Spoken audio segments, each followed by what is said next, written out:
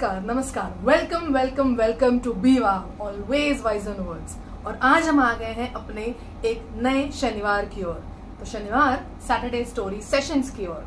तो चलिए, let me welcome you to yet another exciting episode of Prakash the Saturday story sessions. तो चलिए, पहले ही मैं कुछ एक बात कह दूं कि आज की जो स्टोरी है वो थोड़ी सी शायद मेरी बाकी स्टोरी से लंबी हो जाए, but yes, it is again the most important lesson that we should have in our lives.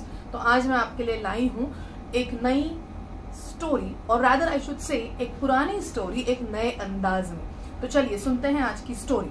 आज की स्टोरी का टाइटल है 3 और रादर आई से 3 प्रॉमिसेस, वो 3 वचन। अब ये स्टोरी क्या है, ऑफ कोर्स स्टोरी का ओरिजिन जरूर कहूंगी। ये स्टोरी भी मैंने पंचतंत्रा से ली हुई है।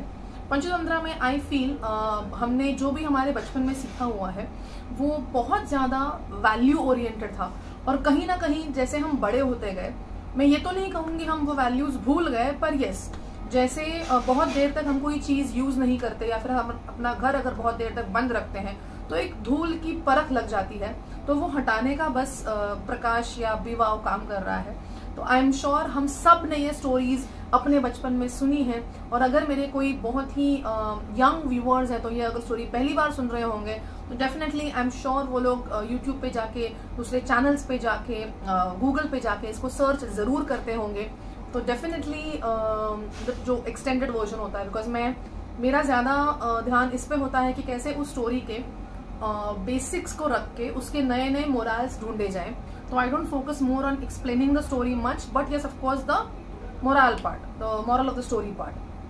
तो चलिए शुरू करते हैं आज की story, Prakash the Saturday story sessions. Welcome welcome welcome once again. I am sure आप सब ने इस चैनल को ऑलरेडी सब्सक्राइब कर दिया होगा, बट अभी तक अगर नहीं किया है तो नीचे एक छोटा सा आइकन है, प्लीज उसे प्रेस कर दीजिए। Subscribe to my channel, like share the video, do help spread the Biwa magic. चलो लेट्स स्टार्ट। तो आज की जो स्टोरी है वो है 3 वचनों के बारे में। हम कहते हैं ना कि any person is a person of his words. तो ये बहुत इंपॉर्टेंट होता है किसी के लिए भी, किसी को भी, आपको किसी भी लेवल पे अगर किसी के इंटीग्रिटी को जज करना है, किसी के ऑनेस्टी को जज करना है, तो उसकी बातों को जज करना बहुत जरूरी हो जाता है। Okay, so that's where the story is all about. तो ये स्टोरी है एक यंग मैन की जिसका नाम था, एक बहुत ही नौजवान इंसान की जिसका नाम है आदित्य। आदित्य एक रोज फॉरेस्ट से जा रहा था, जंगल से जा रहा था, और उसे एक कुएं की तरफ, वो जंगल से जा रहा था तो वो कुआं उसे रास्ते में पड़ा। जैसे उसने कुएं के अंदर देखा तो कुआं तो सूखा हुआ था, लेकिन कुएं में एक शेर, एक सांप और एक इंसान था। अब आदित्य थोड़ा सा डर गया, और तीनों ही ऊपर आने के लिए आदित्य से मदद मांग रहे थे। अब हुआ यूं कि जैसे वो आदित्य से मदद मांग रहे थे तो आदित्य को थोड़ा सा एक कहीं ना कहीं शक हुआ कि अगर मैंने शेर और सांप को बचाया तो कहीं वो ऊपर आके मुझे ही ना खा ले। लाइक सांप मुझे काट सकता है और शेर तो मुझे खा ही सकता है।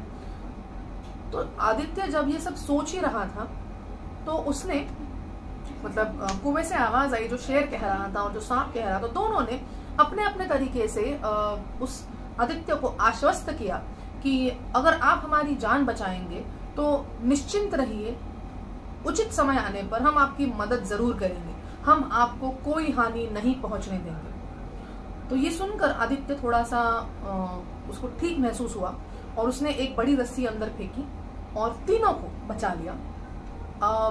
और वो अपने अपने रास्ते चल पड़े।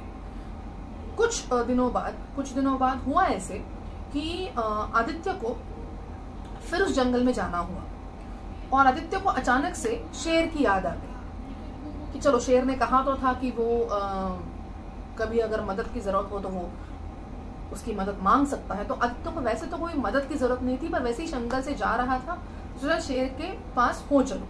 तो जैसे आदित्य शेर के पास पहुंचा, शेर ने बड़े ही प्यार से, बड़े ही चाव से आदित्य की आवभगत की, बहुत ही अच्छा खाना खिलाया, पानी पिलाया।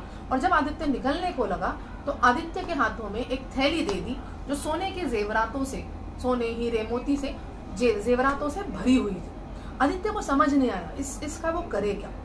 वो तो एक पथिक था, तो बट उसे फिर उस इंसान की याद आई जो इंसान कोइंसिडेंटली एक सोनार था, एक गोल्डस्मिथ था, और उसने भी यही कहा था कि जब भी उसे जरूरत हो वो उसके पास आ सकता है और उसकी मदद मांग सकता है। अब अच्छा मौका था, इतने सारे जेवरात थे, हीरे मोती के, सोने के।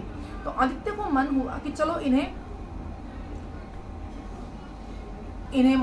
तोड़ के या मोड़ के या इन्हें पिघला के मैं अपने लिए कॉइन्स बना लेता हूँ, वो कैरी करने के लिए एक सिक्के बना लेता हूँ सोने के, वो मुझे आसान पड़ जाएंगे मेरा रास्ता सफर या सफर गुजारने की।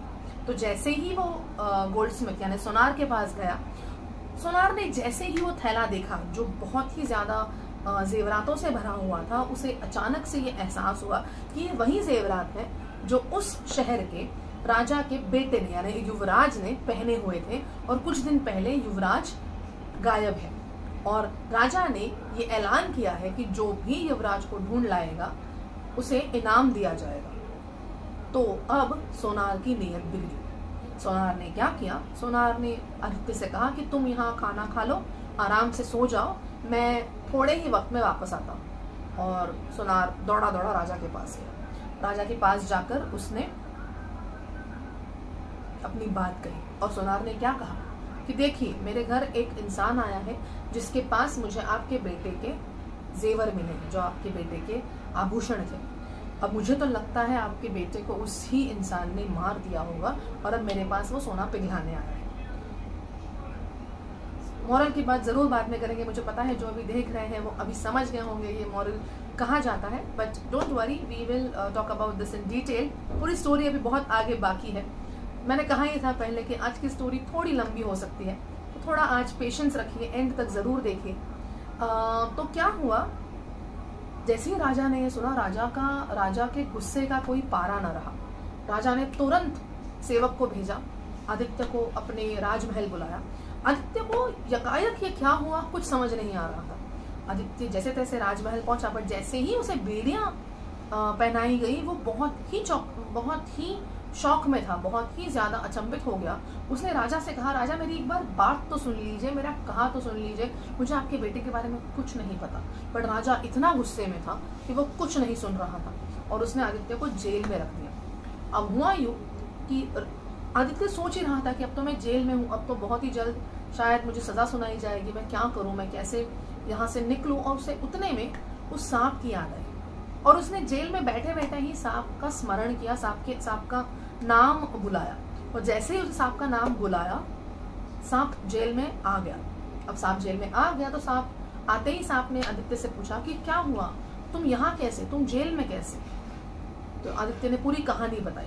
सांप को सारी कहानी समझ आई। सांप ने आदित्य के कान में कुछ एक प्लान बताया और दूसरे ही दिन राज दरबार में यह खबर फैल गई कि रानी को सांप ने काटा है। हकीम वैद्य सब बुलाए गए पर रानी का जहर उतारने में वो सब असफल रहे। तो आखिर में राजा ने एक और ऐलान करवाया कि जो भी रानी को ठीक करेगा उसे मैं इनाम दूंगा। और तब जाकर आदित्य ने सेवकों से, उन सैनिकों से ये कहलवाया कि उसके पास रानी का इलाज है, रानी के जहर का इलाज है। तो राजा ने ये सुना और राजा ने आदित्य को अपने दरबार में बुलाया। जब आदित्य राजा के सामने था, आदित्य ने सिर्फ एक शर्त रखी कि राजा मैं रानी को जरूर ठीक करूंगा, पर उसके लिए मेरी सिर्फ एक शर्त है कि जब मैं रानी साहब पर कोई उपचार कर रहा हूँ, उन्हें कोई औषधि दे रहा हूँ, तो मेरे अलावा उस कमरे में और कोई नहीं होना चाहिए। बस इतनी सी शर्त मेरी मान लीजिए और सब रानी ठीक हो जाएगी। तो राजा ने जैसे ही ये सुना, राजा खुश हो गया और उस उम्मीद से कि रानी ठीक हो जाएगी, उसने अपने सेवकों से कहा कि जब ये रानी को जांच रहे हो, रानी को औषधि दे रहे हो, तो कोई उस रानी के महल में नहीं होगा। ऐसा कहकर आदित्य रानी के महल में चला गया और जैसे ही सारे सेवक उस महल से निकल गए, आदित्य ने फिर से सांप को आवाज लगाई और जैसे ही सांप को आवाज लगाई, सांप आया और सांप ने रानी को काटा हुआ सारा विष ले लिया। और जैसे ही वो हुआ, रानी जाग गई। अब रानी जैसे ही जागी, राजा बड़ा खुश हुआ और राजा ने उस आदित्य से कहा, मांगो तुम्हें जो मांगना है। तुम्हें क्या इनाम चाहिए? आदित्य ने बड़ी ही विनम्रता से कहा, मुझे कोई इनाम नहीं चाहिए, मैं सिर्फ चाहता हूँ कि आप मेरा पक्ष सुने। और ये कहकर राजा मान गया और राजा ने आदित्य को अपना पक्ष रहने की अनुमति दे दी। और जैसे ही आदित्य ने अपना पक्ष कहा, राजा ये जान गया कि अच्छा ये मेरी बेटी है जो यहाँ पे आपको अभी दिख गई है। तो हाय कीजिए सबको, सॉरी फॉर दिस छोटा सा डिस्टर्बेंस है, डोंट वरी, मेरी बेटी भी मेरी स्टोरीज बहुत एंजॉय करती है। तो चलिए स्टोरी में आगे बढ़ते हैं। तो राजा ने जैसे ही आदित्य का पक्ष सुना, राजा को ये समझ आ गया कि उसकी कोई गलती नहीं है, पर सुनार ने जरूर झूठ बोला है, तो जो सुनार को जरूर उस बारे में सजा दे दी, पर आदित्य को निर्दोष मुक्तता मिली। अब सब अपने अपने रास्ते थे। बस इस स्टोरी में जब हमने सुना था पहले, तो हमें बचपन में तो यही इसका मॉरल सिखाया गया है कि किसी को चीट नहीं करना चाहिए, पर थोड़ा सा इसको और अलग अलग हिस्सों में देखते हैं। जब आदित्य ने उस कुएं में तीन लाइक अलग अलग देखे थे, जैसे जानवर दो और एक इंसान था, लाइक एक शेर था, एक सांप था और एक इंसान था। उसे शक सिर्फ जानवरों पे हुआ कि शेर उसे खा लेगा, सांप उसे काट लेगा, उसे इंसान के लिए कोई शक नहीं था। क्योंकि वो खुद एक इंसान था ना। तो हम डरते हैं, पर याद रखिए इस स्टोरी के थ्रू भी आपको यही सीख मिलती है कि उसे मदद तो उन जानवरों ने ही की है। शेर ने भी उसकी मदद की और सांप ने भी उसकी मदद की, और इंसान ने क्या किया? इंसान ने उसे धोखा दिया। जैसे मेरी बेटी अभी कह रही थी किसी को चीट नहीं करना चाहिए। यस, जरूर है, किसी को चीट नहीं करना चाहिए, और आप अपने वचन के बहुत पक्के होने चाहिए। आप जो कहते हैं, आप जो बात करते हैं, उस पर अड़े रहिए। आपने कहा था आप उस इंसान की मदद करेंगे। मैं उस इंसान के बारे में कह रही हूँ जो सुनार था। सुनार ने ये वचन दिया था कि वो आदित्य की मदद करेगा। सुनार ने ये वचन दिया था कि वो आदित्य जैसे ही शहर आएगा उसकी मदद करेगा, और मदद के बजाय तो उसने आदित्य को तकलीफ में रख दिया। तो ये होता है, धोखा भी दिया। बहुत बढ़िया, धोखा भी दिया। तो देखिए मेरी बेटी भी आपको एक बहुत ही बढ़िया सी सीख दे रही है कि किसी को धोखा नहीं देना चाहिए। आप जो कहते हैं, आप जो वचन देते हैं, उसे पूरा कीजिए। या तो अगर आप उसे ना पूरा कर पाए तो आपकी कोई वैल्यू, आपकी कोई अहमियत नहीं बनती। इंसान अपने बोली से, इंसान अपनी बातों से ज्यादा पहचाना जाता है। तो आप छोटी ही बात कहें और उसे पूरी कर सके वैसी ही बात कहें। तो चलिए अब मैं आपकी विदा लेती हूँ। I hope you all have liked this story as all my other stories. So please do like, share and subscribe.